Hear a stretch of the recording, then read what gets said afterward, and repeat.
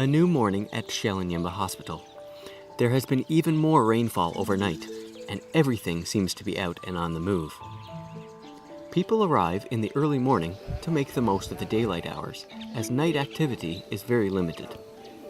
In front of the hospital, some people have already been in to see the doctors and are leaving again to head home.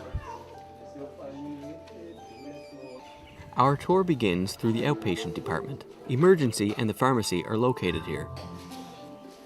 The people here speak the tongue that I'm well versed with. So it gives me so much joy to work in this region because of that reason. And most people really don't want to work here, but I love it because I feel like I'm giving back to my community.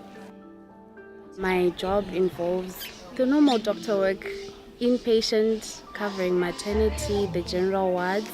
We have medical wards, we have surgical wards, and we also have our daily outpatients that we see. We meet a 6-year-old boy waiting to see the doctors. Marvin was playing with his friends when he fell, breaking a bone in his forearm. He has just had his very first x-ray, and will likely be getting a cast later today. Our tour continues through some of the basic operations of any hospital. There is a kitchen on site and a garden on the grounds. However, it is still a struggle to provide adequate food for patients. In the laundry room, there is very old machinery, in desperate need of repair or replacement. The laboratory has a number of issues as well. A young technician tells us they are conducting TB testing without a biosafety cabinet. They currently use the 2 windows in the lab for ventilation. This is of concern since diseases like TB can be transmitted through airborne particles during the test procedure. Throughout the hospital, there are other cases of machinery and equipment that are not performing as they should.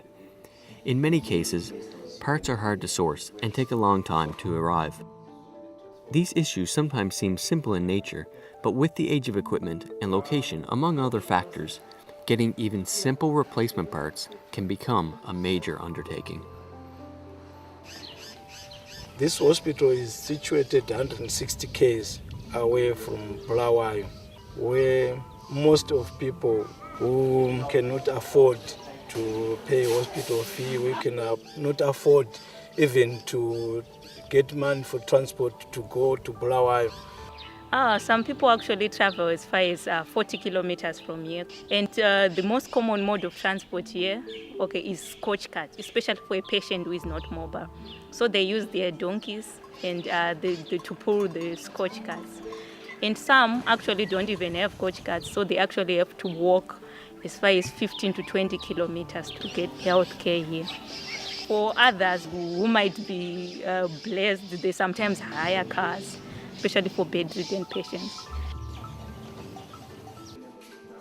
In the X-ray lab, we are told the X-ray machines actually don't work for developing or viewing. So you use the sun to dry your films? Yeah. Yes. They currently take X-rays and dry them in the sun. Once they are complete, they view them with whatever light is most available. Earlier we met Marvin, a 6-year-old boy who had come with a broken arm. The X-ray technician shows us Marvin's X-ray. He tells us because of the way the arm is broken, the doctors will not be able to give Marvin a cast right away. He will have to be put to sleep and the bones aligned before a cast can be applied. Next, Major Jeremiah discusses challenges and blessings in a very good disguise.